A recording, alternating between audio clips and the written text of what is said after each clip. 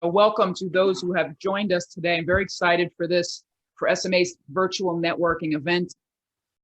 I'm Lisa Panarello. I'm the founder and CEO of Careers Advance, as well as the Vice President and Program Director of SMA NJ.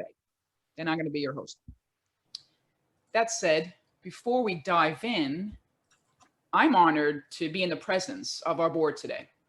And who do we have with us? But our very, very own passionate founder, Jerry Crispin, wearing another wonderful hat. Our talented treasurer, Ellen Coulter, she may be joining us a little later. Highly organized, and I like to say sassy secretary, Linda Burns. Our new but fantastic membership director, Tom Lazinski. Shanita Howard, our communication director. She couldn't join us today, so she sends her regards. She's thoroughly engaged at the office right now. And last but not least, our dedicated president, Mike Ford. Mike, always a great supporter. Would you open us up with a few words? Absolutely. Thanks, Lisa. And may I just say that is a gorgeous group of a board right there. But yeah, I just wanted to thank everybody for joining today. I know schedules are crazy, and it just means a lot that everyone's taken out an hour to spend a little time with the SMA. Also wanted to correct your slide, Lisa, and just share the most updated information and congratulate you. Lisa Panarello has accepted the role of president-elect for the SMA and will be the new SMA president in January of next year. So just wanted to thank you for everything that you do for the SMA, not only for our programs, but with the group in general. And so excited to see where you lead us in the future years. So thank you so much. Thank you, Mike. Thank you all. I appreciate that. I want to be sure that we're letting everyone in here. We've got a nice group so far. So who's joined us? We got Shaniqua, Tanisha, you joined us. Welcome. Nice to see you and hear you. Hi, thank you. Glad to be here, everyone. Good afternoon. Great, thanks. Same here. I'm looking forward to when we can start meeting in person again. Yes, we anticipate, we know for the rest of the year, we'll have a couple of more virtual events, but we anticipate 2022 to be a different road and get back to being able to hopefully even shake hands again. It's very unique times. Well, I want to start us off actually, and maybe it's never too soon, I don't think, to do a raffle. Mike has been thanking you all for joining us, you just for showing up today. We know you're going to participate to the conversation. So we want to kick off. We've said that we're going to have prizes today. Why not kick off our first? So, Tom. Yes, I'm going to leave this up to the current president, Mike, to pick a number from 1 to 17. Big pressure, Mike. Mike, big pressure. 1 to 17. Pick a number. Let's go with number 7. Number 7. Who's our big winner, Tom? Right, that is Maya Olson. Maya Olson. So we'll see if Maya shows up. Hopefully she can join us. But what did she win? A $25 Barnes & Noble gift card, so she can read her way to new learnings. There you go. And I'll tell her to keep an eye out for an email next week. All right, that's just a way to get started. So let's focus on all of you. It's amazing to think that we've already reached June of 2021. So we thought it'd be a good time for a mid-year review. Think about it, a post-COVID workplace is being designed as we speak, and decisions are affecting everyone differently. So we'd like to discuss your knowledge of and progress in 3 specific areas: recruiting needs, probably changes happening there, staffing policies, and hiring processes. So we want to understand your world and share ideas in all these areas. So let's start with recruiting needs. What is your firm looking for now in terms of positions and skills? And what progress have you been able to make in your role to address these needs? Who wants to share first? Well, I'll start it off, Lisa. It's a very robust, I'm in the pharmaceutical industry. It's a very robust job market.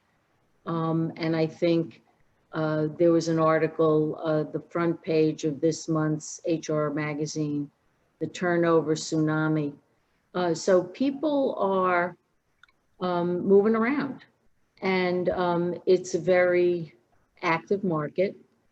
And so I have to say, even last year, I was surprised at the activity going on. I assumed wrongly that people would hunker down, and they did not.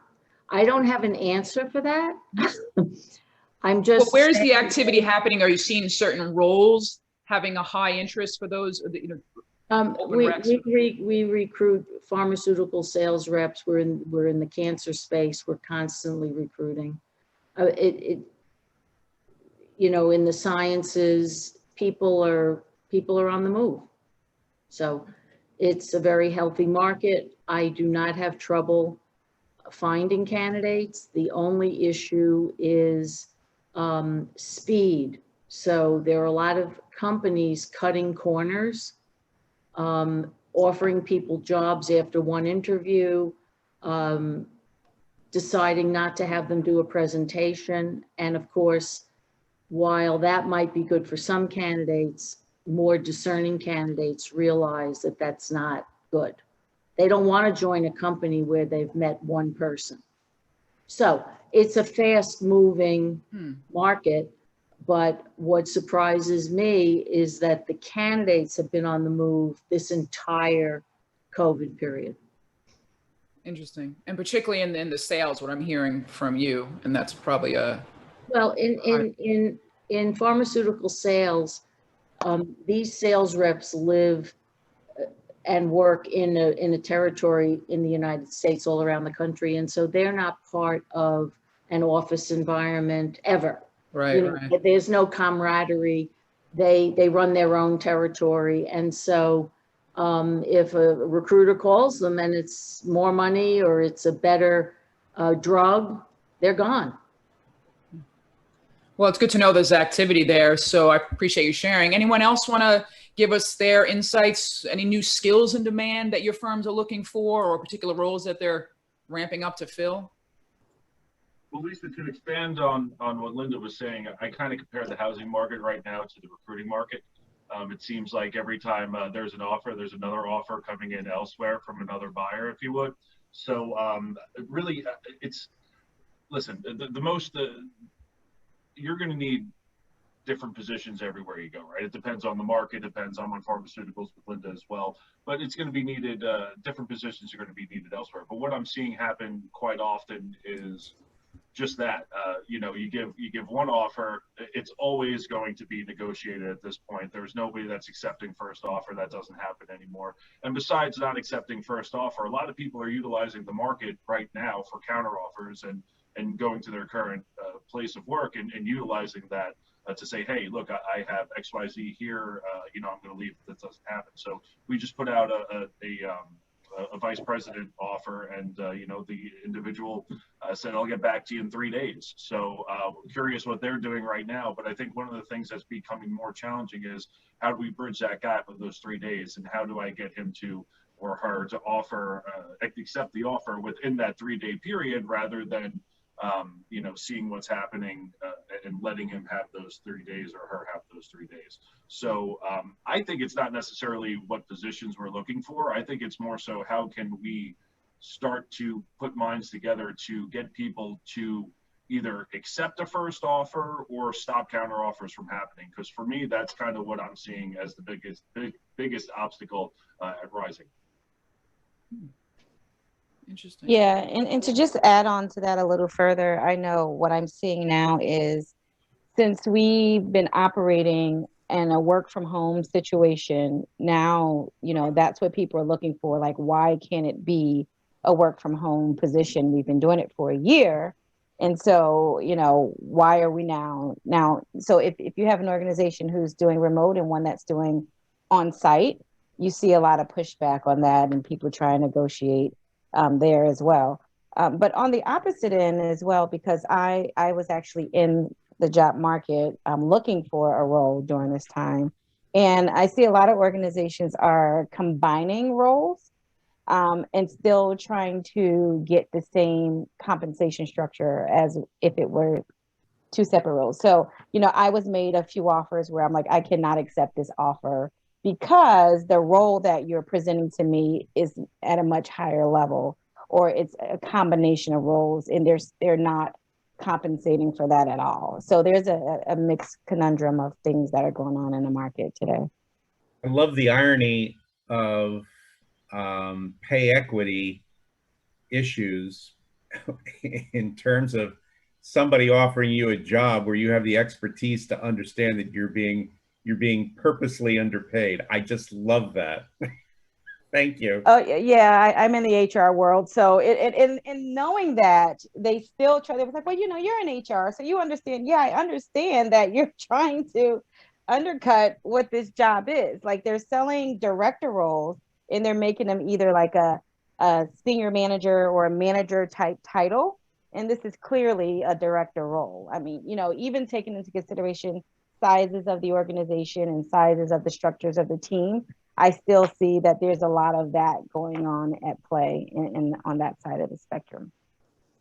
I think there would be really a good value, Lisa, from a program point of view, in talking about pay equity and how individuals can negotiate from a position of strength, and that is the knowledge and data that they can bring to bear, as opposed to simply automatically either rejecting or accepting. I understand Tom's point that, you know, you can make a great case if you've got the data to support you.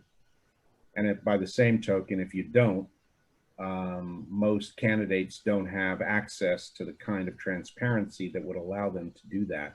But they could at least begin to ask questions about, you know, what is the range of people of compensation for what people have been offered in the past for similar jobs, those kinds of things.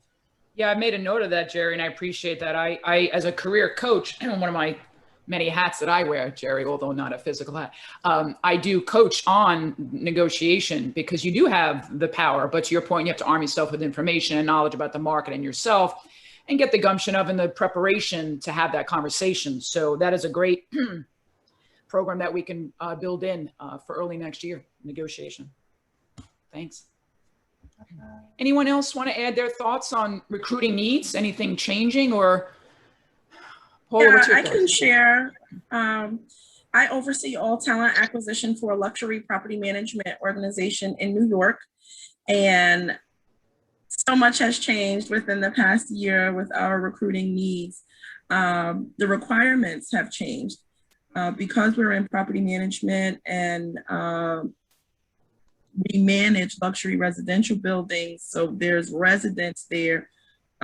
We now have a requirement to be vaccinated. And I know other companies, they also have requirements, and then others have more flexibility. So that has presented its own level of challenges with recruiting needs. We've had a little bit of turnover, and it's not even all of the folks who have transitioned that are going to other jobs. Some folks want less responsibility. They need more flexibility with their schedules. Folks don't want to go back into the city. They don't want to work full-time on site. There's a very popular position in our company, leasing representatives, to lease the apartment. Yes, during the pandemic when we couldn't go out, yes, virtual tours, of course. Now folks are coming back into the city. They're looking for apartments. They don't want to do it virtually. They want to walk around the apartment and see where they're moving. In order to do that, you have to have a full live leasing representative to show them. So that's challenging. Some folks, they're transitioning to also spend more time with their kids. I had one person transition and say, I'm going to help my dad save his restaurant. So it's not so much as always, not everyone always leaving to go to higher compensation or higher level position. I've seen a variety with our recruiting needs, leaving for various reasons, but one challenge that I have seen is the wanting to remain flexible with the schedule and have the hybrid schedule. That's been number one for a lot of roles. And vaccinations, they're coming along. Most folks are becoming a little bit more understanding due to the nature of our business. But yes, it is very competitive. I have made a few offers within the past few days, and they've changed their mind, and we're very competitive. We looked at other property management organizations within the industry. I've talked to a few staffing firms yesterday, for additional assistance, and they're like, we're seeing it too. we're seeing the challenges too all across the board. I made an offer yesterday for a temporary human resources assistant. She was fantastic. She was amazing. She did not say she was being interviewed for anything at all, not being considered. She was supposed to start next week. Just today, the staffing firm said she accepted a full-time offer. Whether that's true or not, I don't know. I these days, I just take whatever folks say at face value and just keep going. Candidate right now too is talking about the negotiation piece, Jerry. It's hard to find an entry level candidate for somewhere around that 45,000 fee nowadays, or price tag, if you would. What I'm seeing is everybody that we have come in, it's like, well, I have a bachelor's degree, so I'm looking for 60,000 minimum. And then I have people saying, well, I have a master's degree, so you're nowhere within my range. So if you combine that with what's kind of happened with COVID and kind of what Tanisha was touching upon, that unemployment rate is still up there. It's still the extra $300 on top of what we have in New Jersey. And if people are getting $900 a week and, they just left college, if I just left college, it was given $900 a week, I would be very happy for that. So I think it's getting even more difficult, Tanisha, too, just because of what's happened. And now people are starting to know their worth, but also know that they could get more for doing less as well. Well, I think there's two things I'd push back on, Tom. One, there's no question that it's considered one of the toughest times in memory to be recruiting quality candidates, number one, and high volume candidates. The state chapter, we're part of the New Jersey State Council, and the last meeting of the State Council, there was a lot of very active conversation around that. But the problem, and one group in southern New Jersey sent a note to the governor, kind of, saying we need to do something and the government should be helpful, but inferring that the problem was that people are getting too much money. And obviously that's believed in a lot of places because a number of states have opted out early. But the data does not support that. What the data supports is that during the pandemic, many, many more times than those that are getting the extra money, that extra money is helping to replace people who went totally underwater as a result of the pandemic. And they're still trying to get back to even. And the only way they can get back to even is to take that $900 and the 40 hours that they've got to work at side gigs where they can take money, more money, and put that in there. So it's not people who are on vacation. The vast majority of people out there are working their ass off trying to get back to where they were before the pandemic. So I just want to support that kind of thinking, but at the same time, when you're trying to hire lots of people, I'm seeing significant shifts away from compensation to other kinds of rewards. And it could be retention bonuses. It could be support for their education. It could be a variety of things depending upon who you're targeting and trying to get to.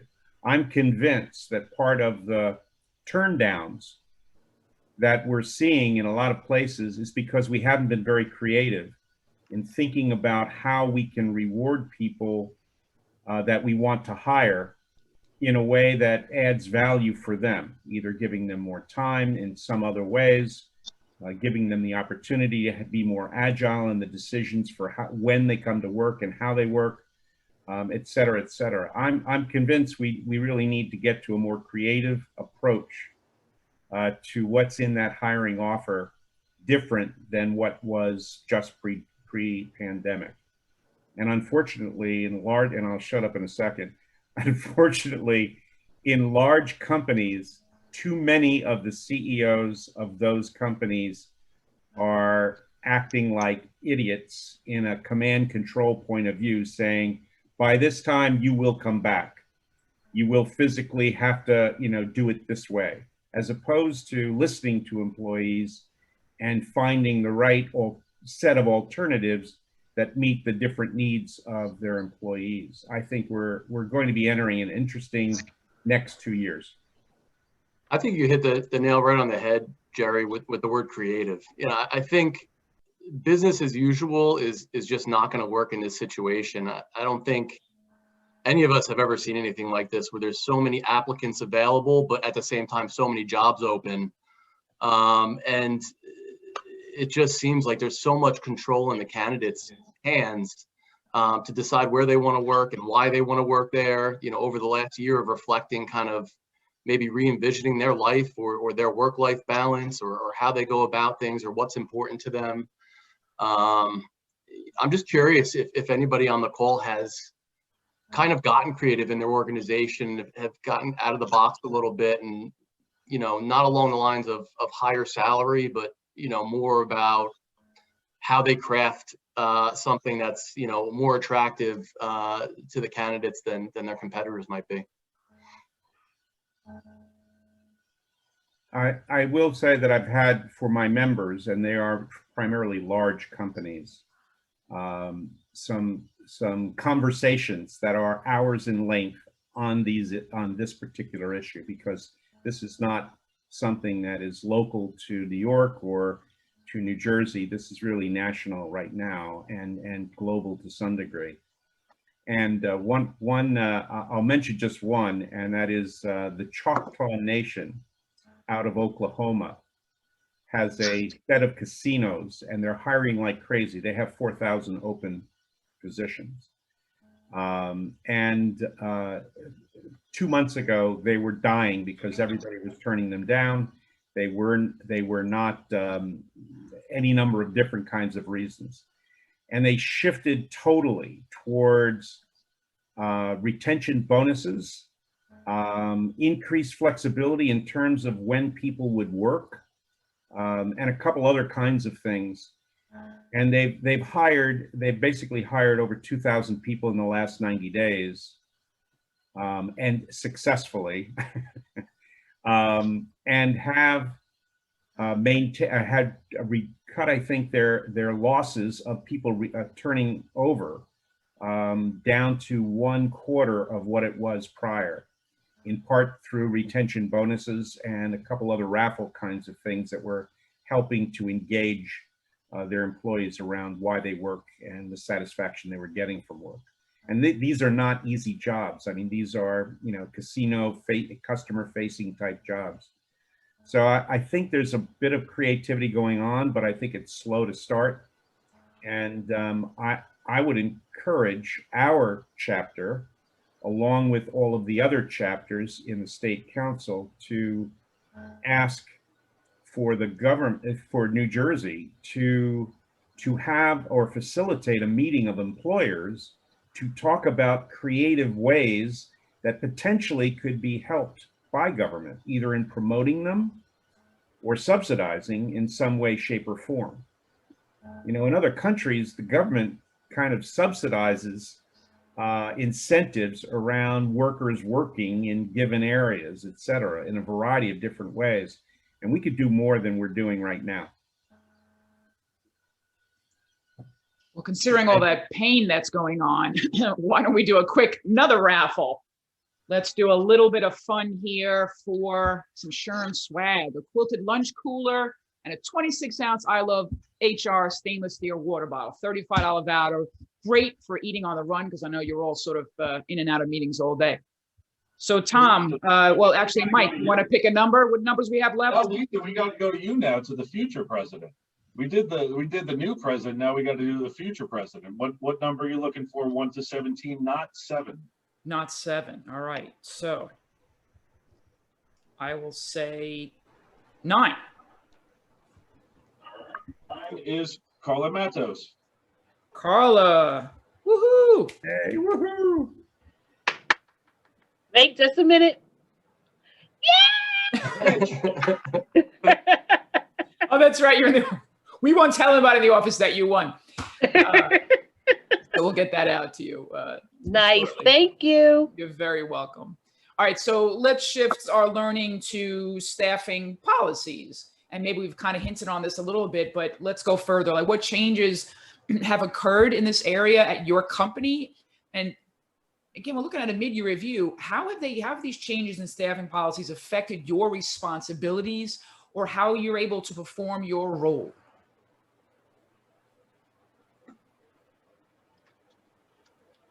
I'll kick it off, Lisa. Thanks, Linda. The only creative thing we've done, which is what a lot of us have done, is we have gone to a hybrid work schedule. So out of 100 US employees, 60 of them already work in the field, but we had 40 people working in Woodbridge, New Jersey, all together. And that group of 40 people hasn't been working together for the last however many months, right? And the CEO, I think, had never worked from home. I had never worked from home in my career. And so when he went into this, he had no clue what was going to happen. But because he sits at the top, he saw a huge uptick in productivity, tremendous. And he now has become a believer. So what we decided to do was let everybody work from home 3 days a week and come in 2 days a week. And you can choose your days. You can also work 5 days a week, believe it or not. And again, it gets to flexibility, as Jerry was saying. There are some employees who do not want to work at home at all. We have people, because our office has been open pretty much. We have people who are going to be there 5 days a week. They don't want to be home.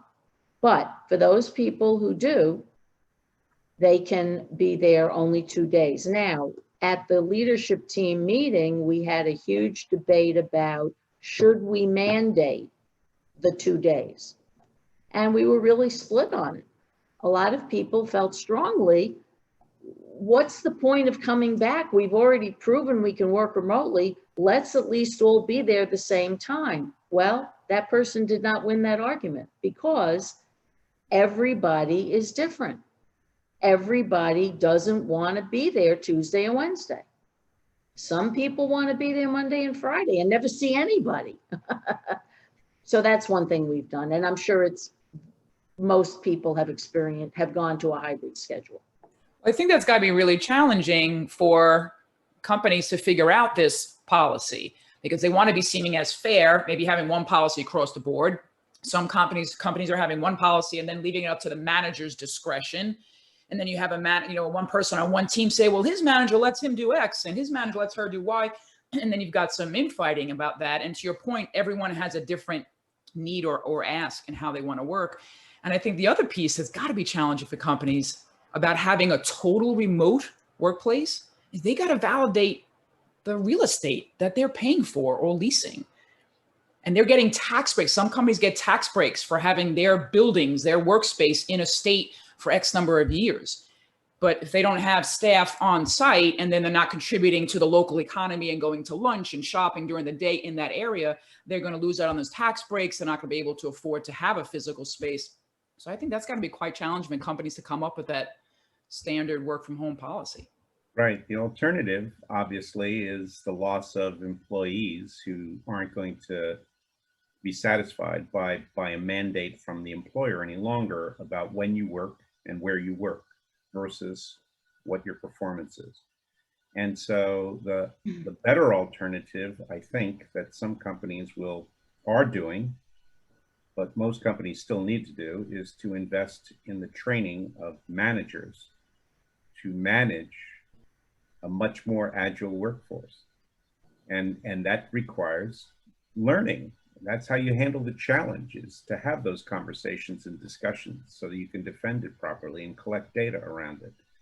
And you know, companies are still reluctant to put money into upskilling their managers to be able to manage more effectively the complexity of a remote workforce or a partially remote workforce. Well, here's my devil advocate, right? Because we're coming back to 80% capacity on July 6th. We've been back in the office since last June, 3 out of 5 days. And the reason we did that is because our productivity declined.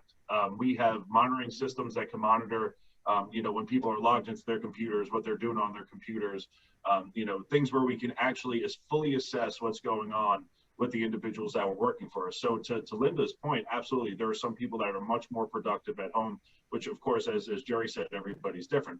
But my question is, what about the people that aren't?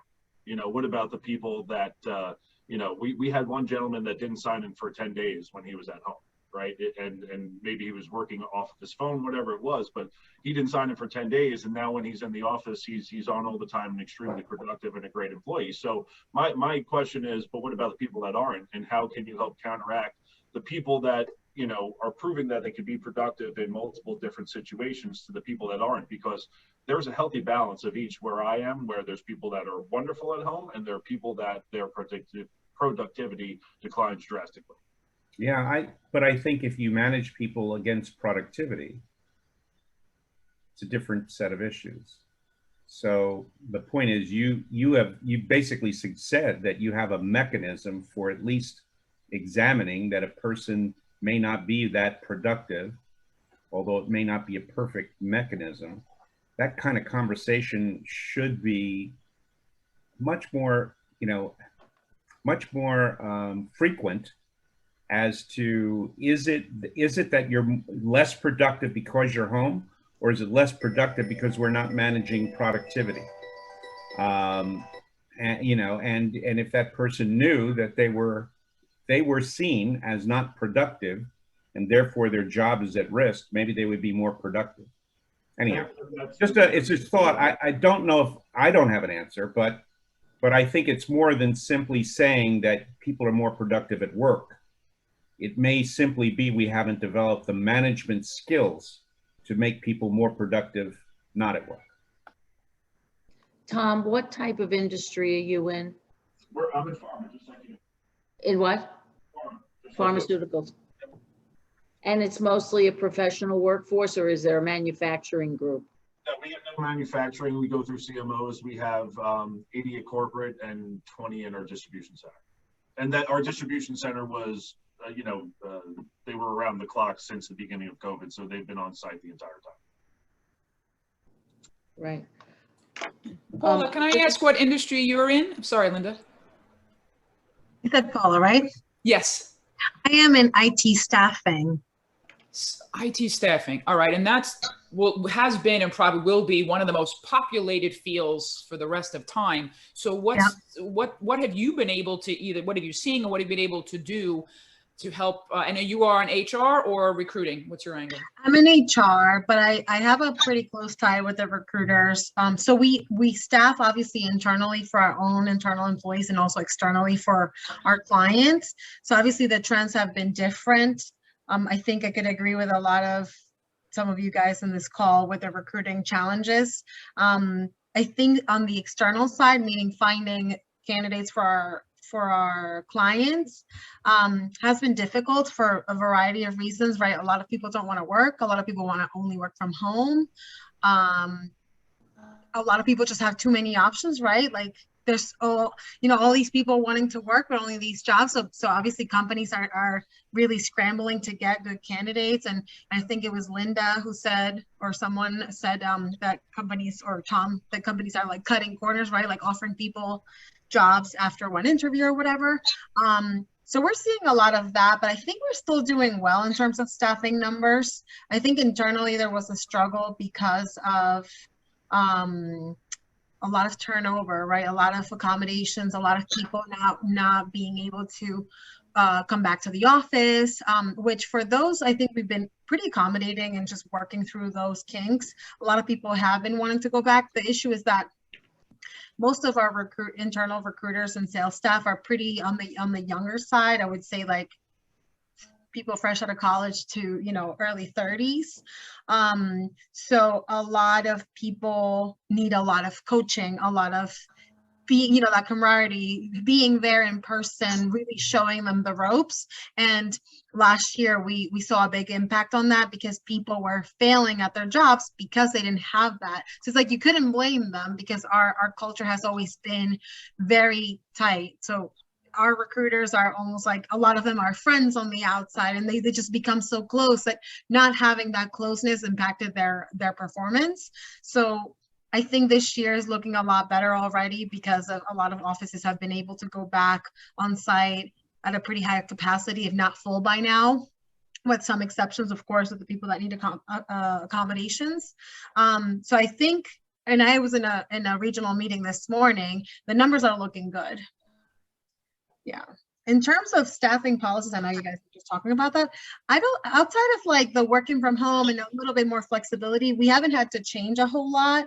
I think we've taken, everyone's situations on a case by case basis with, setting some expectations on both sides, right? Like, this is what we can do for you. What can you do for us type thing? And just empowering our leaders for each office just to lead, right? To manage their people. That's one great point that I'm going to take away from all this and add to my work is coaching managers on, to Jerry's point, an agile workforce and to lead through, lead through motivation, to really find out what your employees, your future and current employees need, what they want, how they operate, how they communicate, how they like to work, and to work together to build an environment that's conducive to them being productive. And just building that accountability towards that. Well, I think it's time for another raffle. And we've got two big ones here, and we're gonna make sure we're picking somebody that's in this meeting right now. So Linda, why don't you pick a number? What do we have left, Tom? Well, it has to be who's in here. Then you got to pick either 12, 16, or 15. 16. 16 is Shaniqua Wilson. Shaniqua, woo! $50 happy dining card. Oh boy. Shaniqua, this is. Yes, I can use that. You Thank could use you. that? Excellent. You can use this for in-person and takeout dining at any one of the 6 great restaurants. So you keep an eye out for your email and I'll get that to you. All right, Jerry, why don't you pick? What's a couple of numbers left there, Tom? It's either 15 or 12 right now. What's that? Oh, no, wait, 15, 12, or 13. My apologies. 15, 12, and 13. 13. Jerry, I think you're on mute. So pick one of those three. Yes. 13. 13 is Tanisha Day. Tanisha, woohoo! Great, you get a everyone's hungry, right? You're gonna get a $50 Grubhub gift card, and this is good for both takeout and delivery from your favorite local eatery. So let's. Oh wait, I think I want to do a print screen here. Maybe post this on LinkedIn. Share about this meeting, networking. That took. Oh right. There you go. You have the best background by far. So Yeah. you in the background battle. You join us, contribute, and win. All right, so as we've got, a good amount of time here and shifting the discussion to sort of this last part, and obviously we can add more to the discussion, just on hiring processes. So we kind of hinted at part of that interviewing, one interview offer, boom, you're done.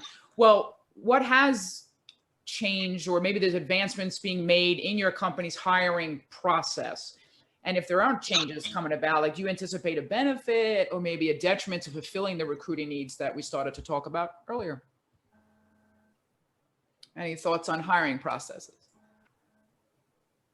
I feel like in my comments earlier, I totally did not follow the rules, because I think in my comment, I answered probably staffing policies and hiring needs. No, there's no rules. This is a free for all. I'm just figuring I sectioned it out to have just a guide as to our discussion, but there's no rules.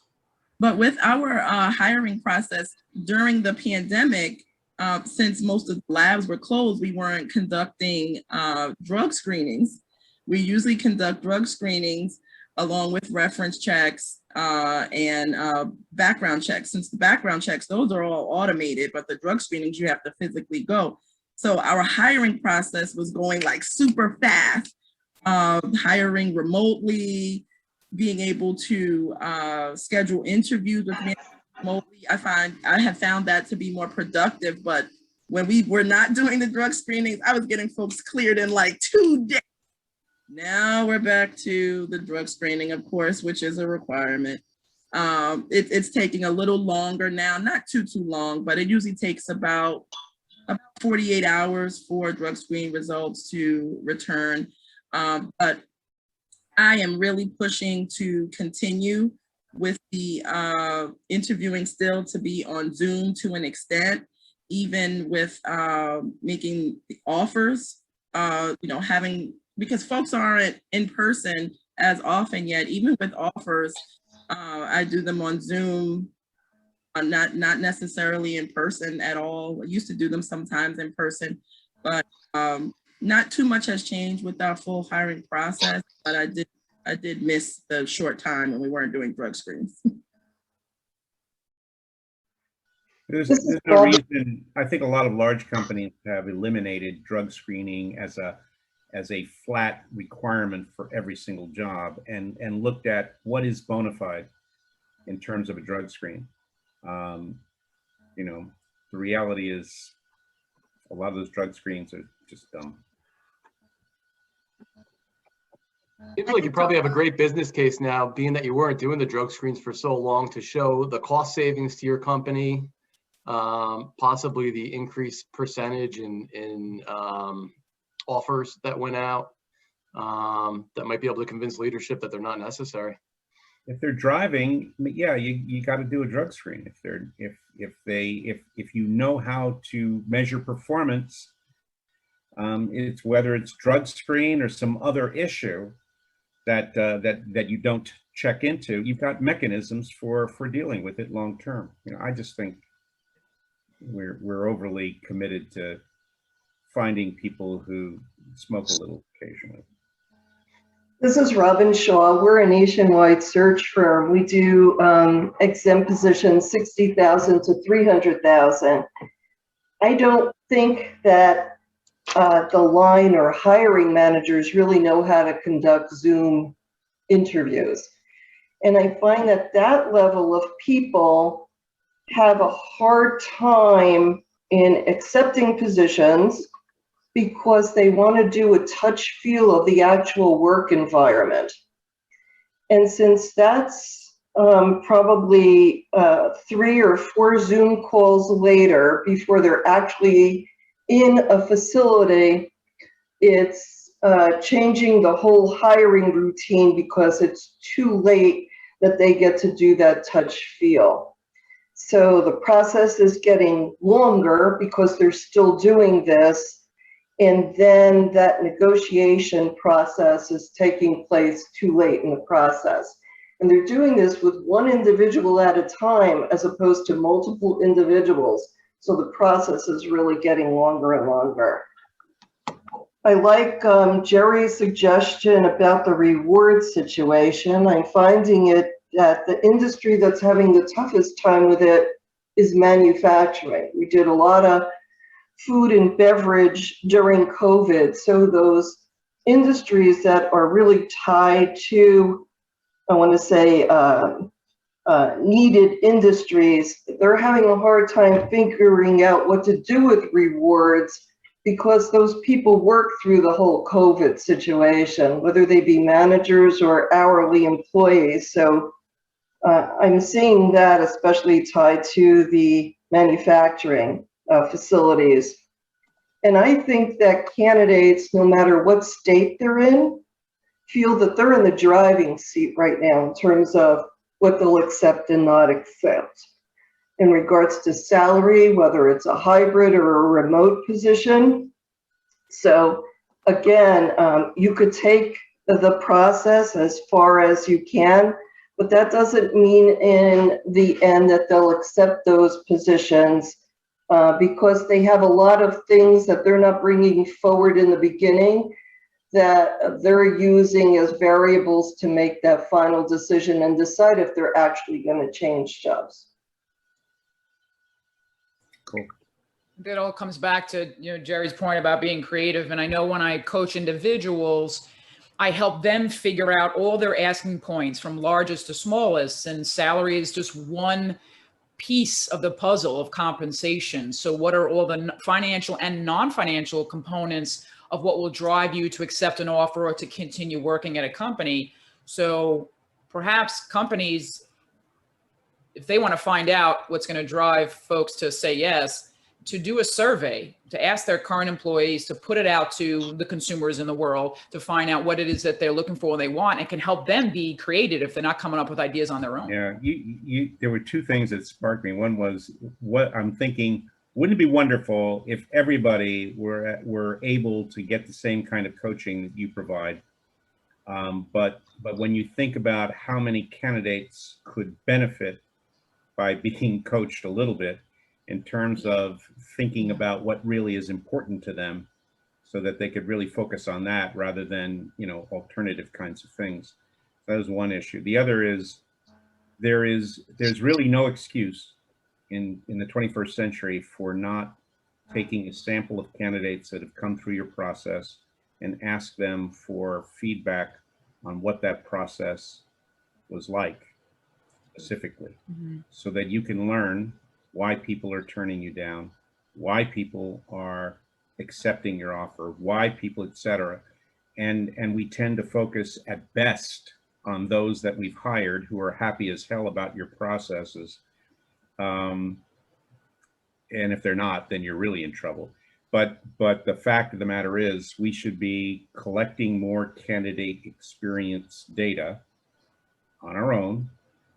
And of course, there is an organization, the Talent Board, which does that on an annual basis and compares you to other companies, both locally, nationally, and globally, to be able to set the stage as to what is the bar of how you present yourself to candidates in a way that engages them for the right reasons.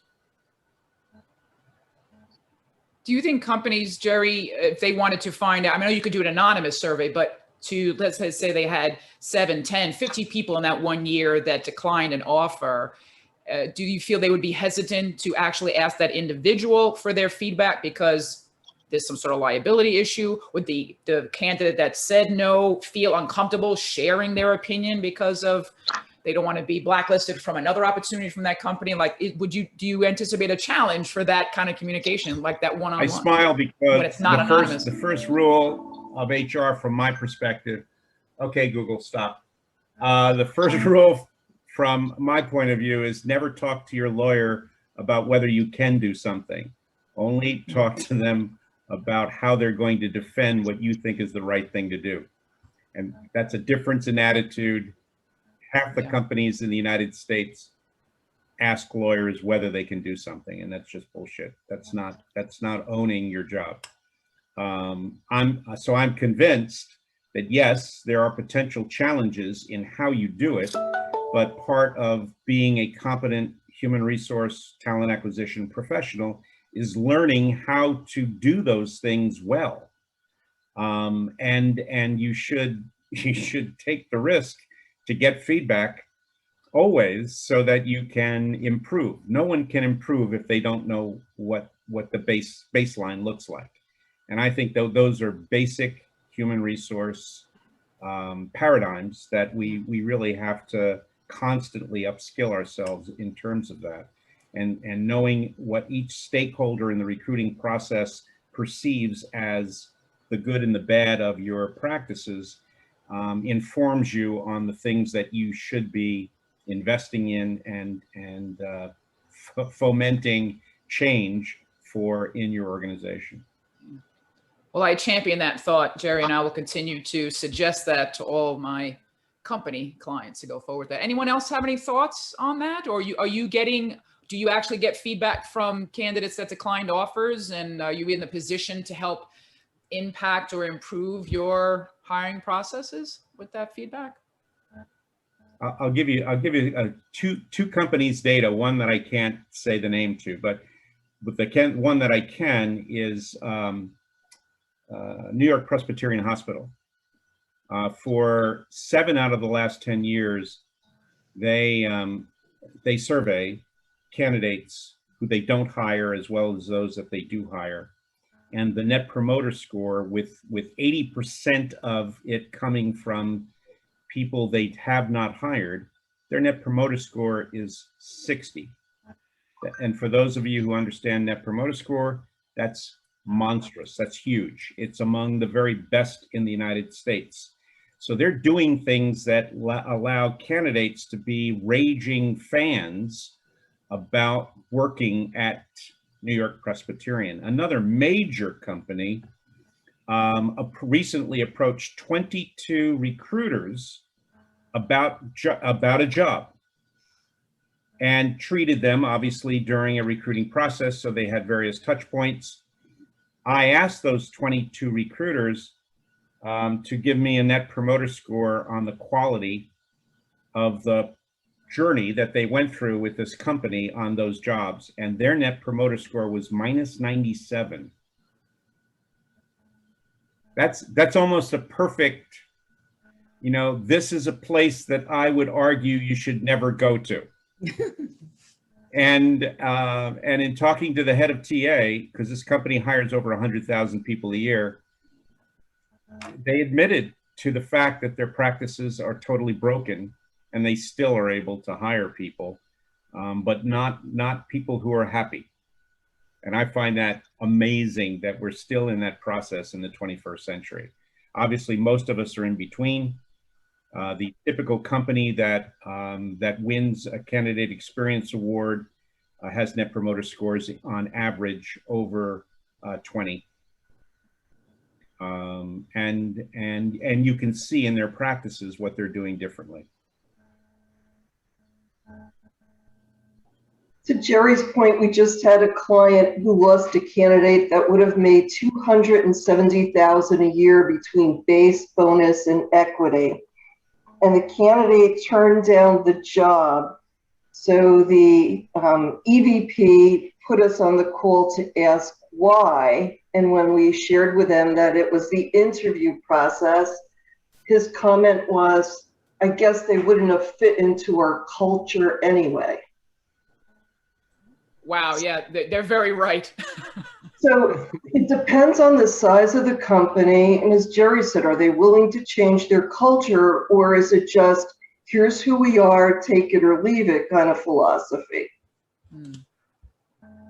Well, I suspect that many companies aren't sharing their real culture. They're sharing elements of it that may be coming from a given hiring manager who's untrained or poorly trained or refusing to accept the training in a way that that properly reflects that company's culture, or is making stupid mistakes in the interview process, as an example of what typically has been happening, that messages that person that I don't want people like you here. And that's not a good thing. No. And fundamentally, we've got a lot of work ahead of us in terms of refining what we do, either in part or in total. And I'm just a fan of the fact that that in the 21st century, companies that fail to collect data that supports their contention of what they think they're doing are making serious mistakes, because that is going to come back and haunt them within a relatively short time. And I think that's happening a lot right now. How about we do a round robin of ideas, either what's working at your company or ideas that you'd like to implement at your company that we can all walk away with, ponder, and perhaps regroup another time and see if we can leverage. One that sticks out to me is really training. And it was mentioned a little bit on the call for managing in a new environment, but I think companies really have to start getting more serious about it in a way to fill difficult positions. You know, move a quality person that you have, give them a little bit of extra training in something new, knowing that they're an impactful person in your organization, and let them, backfill their role and get them into that new role. I think training is really is going to be something that we hear a lot more about in terms of how we overcome this challenge that we're in currently. For me, towards the end of last year,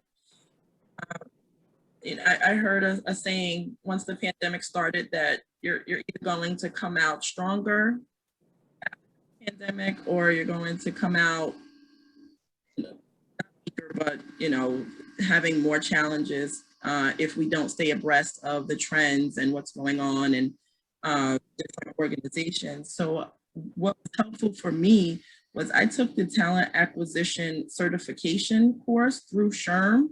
So it gave additional and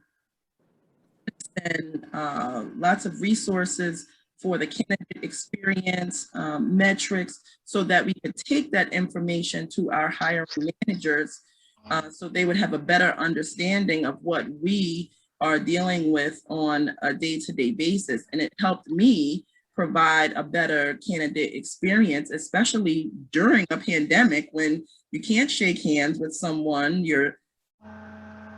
I'm saying we're probably used to using Zoom almost daily or with all of our meetings, and we're meeting with candidates who don't know what Zoom is, some of them, don't know how to download the app. So being patient and understanding and just connecting a little more, I think that has been helpful. But it's been a huge plus to provide senior leadership with direct information and metrics on what has been working, challenges we have been having, and them actually taking into consideration being a little more creative.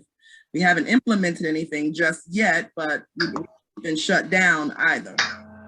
I think that's great. I didn't know SHRM was offering certifications around a series of courses with that, and that's super.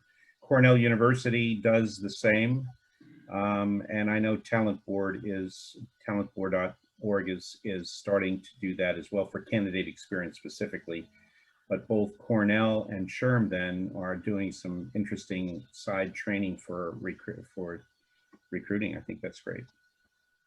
That's great. Thank you. We've got a couple of minutes left. Shaniqua, your final thought? Yeah, I think getting back to basics is going to be huge. So we're a large organization, almost up to 100,000 employees, and lots of frontline workers. And so during the pandemic, it was sort of like the attendance policy was just thrown out of the window, because they wanted to, whoever wanted, was able to come to work. We needed people to come to work. And now things are starting to reset. And so, that means, starting, just to be fair, right? Having everyone start from that clean slate and, putting in a day to say, tenant policy goes back into effect and, we're going to move from here. But, it's been quite some time, and employees have gotten used to being able to, I'll say, get away with certain things that they weren't able to get away with before. So it's going to be reestablishing culture, reestablishing expectations. And that's not something that's going to happen over, immediately. It is going to take some time to do that. And so the managers, again, I believe Mike said it, that training is going to be huge, because the managers are going to have to know how to deal with those situations. We're going into situations where it may be a first encounter that we've had to deal with. And so patience and understanding and being able to know when to, just be empowered to go out and be a manager, so to speak, and lead your team and coach your team and direct them, and having that be consistent across the team of managers. Right. All right, I want to be respectful of everyone's time. I'm able to, stay on for a couple more minutes. Paula or Carla, did you have a final thought you want to share? Yeah, not for this stuff. I had something different that I think it was Tanisha or someone said regarding the hiring processes or practices. We're struggling on the external side with marijuana situations where our candidates are failing in different states. We're a national company, so obviously we also look at state laws, but anywhere where there's no employment protections for medical marijuana or anything like that, or even in New Jersey, it's going to be now, there's going to be employment protections for even recreational. But outside of those, our clients are being more lenient and just providing exceptions for people who fail, just because it's more like common now. And we've been struggling with that because we haven't changed our policy. So we're seeing more like one-off exceptions, which is really creating, you know, like a detrimental reliance cases if something were to come up, or something where, you know, we made an exception for somebody, but not for somebody else. So hopefully our policies will be changing soon, where we can just, I think drug tests and marijuana are giving us the biggest headaches. That's the only thing I had to share. Great. Well, I know folks have to hop. So just final thoughts, guys, as we leave, just mark your calendar, September 15th. We've got a multi-generational panel. It's one of our fan favorites. We're coming back with it.